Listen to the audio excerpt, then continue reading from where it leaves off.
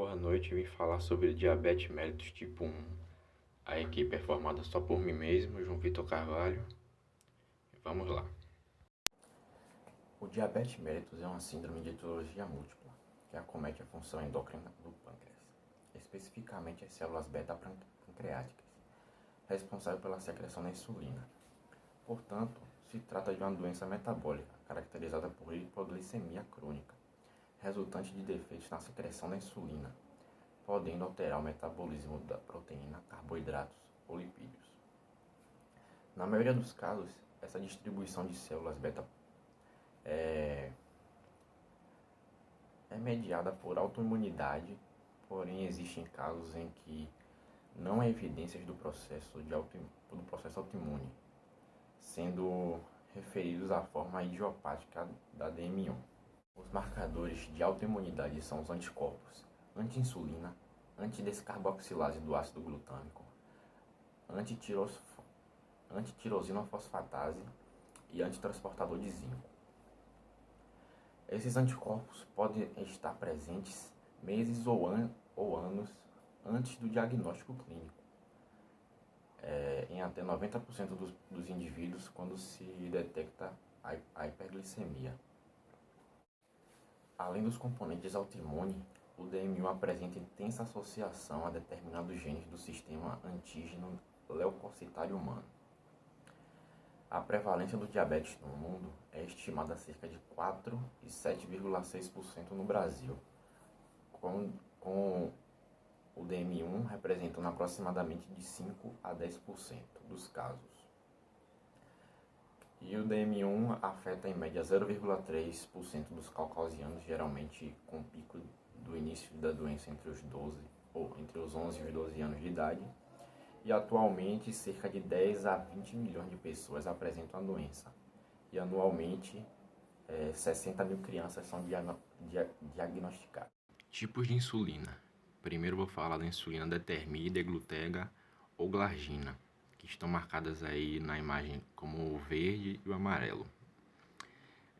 São insulinas de ação lenta ou prolongada, que tem duração de um dia inteiro e por isso a quantidade no sangue mantém-se constante para imitar a insulina basal e mínima ao longo do dia. Os principais tipos são os determida e glutega, que duram mais de 24 horas, e tem a glargina, que chega a durar mais de 30 horas. Atualmente existem até insulinas ultralongas, que chegam a atingir por 2 dias, o que pode diminuir o número de picadas e melhorar a qualidade de vida do diabético. A insulina determida é indicada para o tratamento de diabetes mellitus em adultos, adolescentes e crianças acima de 2 anos.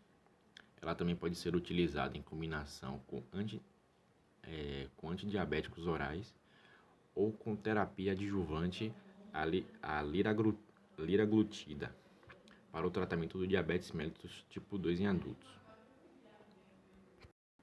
O outro tipo de insulina é a insulina NPH ou NPL, que está marcado em azul aí na imagem. Esse tipo de insulina é considerado de ação intermediária e que age cerca de metade do dia, entre 12 a 14 horas.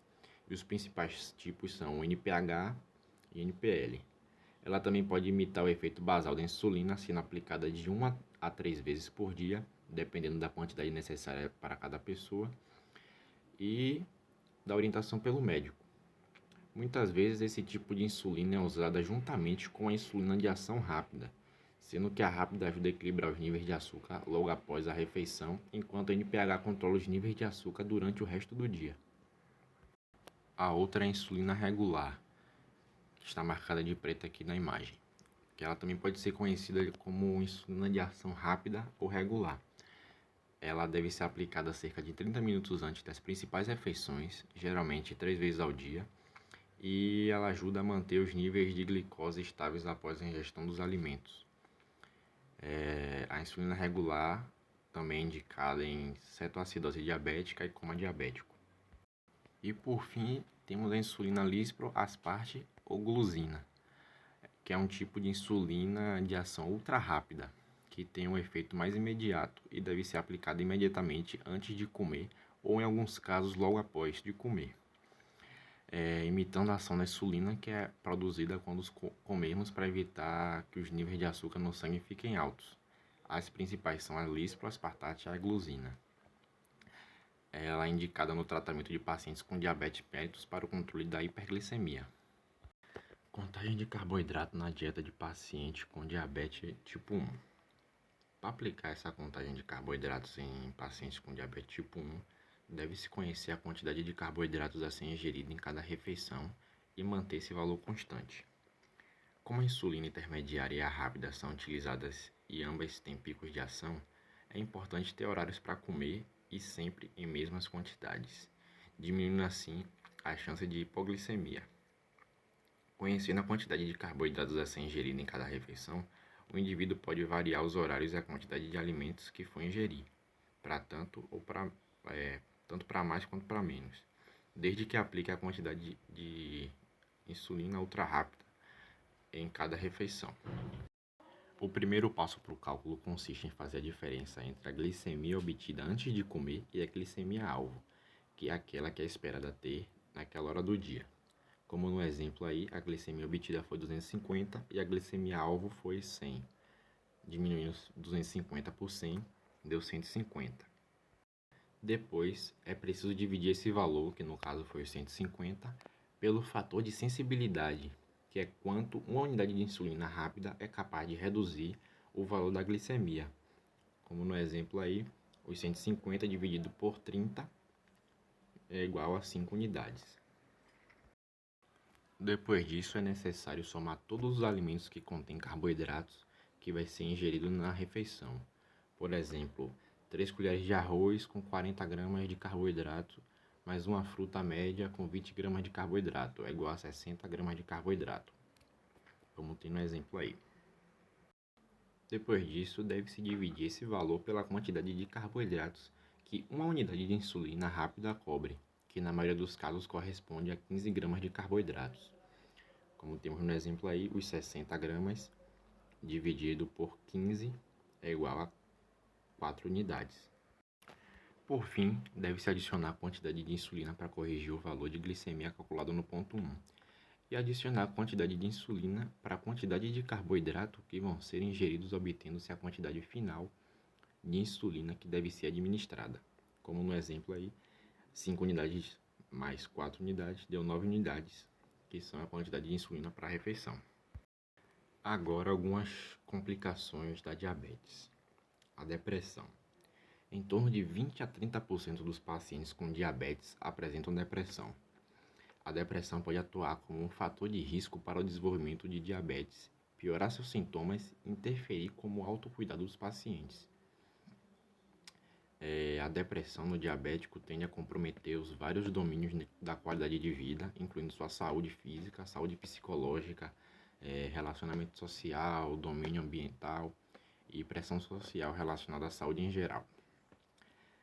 A presença de depressão em pacientes com diabetes foi associada a uma amplificação da sintomatologia, ou seja, aqueles com depressão apresentavam mais sintomas do que aqueles sem depressão, mesmo quando realizado ajuste estatístico para a gravidade do diabetes, pois a depressão tem impacto nocivo sobre o controle glicêmico e, por sua vez, o diabetes mal controlado intensifica os sintomas depressivos. Nefropatia diabética. A nefropatia diabética é uma das complicações mais graves do diabetes mellitus. Seu curso é lento e silencioso, e os primeiros sinais laboratoriais costumam aparecer entre 10 e 15 anos após o início do estado hiperglicêmico. Entre os principais fatores de risco de progressão da doença estão o controle glicêmico ruim e a presença de hipertensão arterial.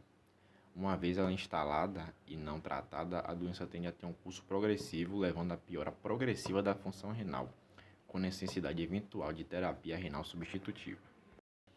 A nefropatia diabética é classificada em 4 estágios principais, e esses estágios apresentam sinais clínicos laboratoriais e histológicos distintos, além de terem potencial de reversibilidade diferente.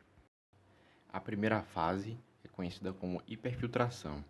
Ela é caracterizada por um incremento na taxa de filtração glomerular, habitualmente na ordem de 20 a 50% em relação à taxa basal do indivíduo.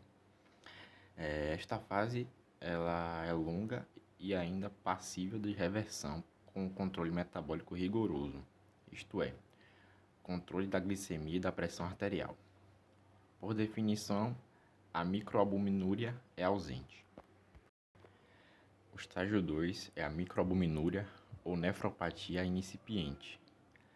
Nela, a excreção urinária da albumina situa-se entre 20 a 200 microgramas por minuto ou de 30 a 300 miligramas em 24 horas. O ritmo de filtração glomerular usualmente encontra-se elevado desde o início, com tendência ao declínio quando a albuminúria alcançar os valores superiores a 70 miligramas por minuto. O estágio 3 é a proteinúria ou a nefropatia clínica. Nela, a excreção urinária da albumina atinge valores superiores a 200 microgramas por minuto ou 300 miligramas em 24 horas. Observa-se a queda progressiva do ritmo de filtração glomerular e aparecimento de hipertensão. E, por fim, o estágio 4, que é a nefropatia terminal, que é em pacientes com insuficiência renal crônica, em programas de diálise e transplante renal. Retinopatia diabética. A retinopatia diabética é uma das principais complicações relacionadas ao diabetes mellitus e a principal causa de cegueira em pessoas com idade entre 20 e 74 anos. O tempo de duração do diabetes e o controle glicêmico são, respectivamente, os dois fatores mais importantes relacionados ao desenvolvimento e à gravidade da retinopatia. Assim, o controle glicêmico adequado torna-se fundamental para a prevenção e a diminuição nas complicações relacionadas a essa doença.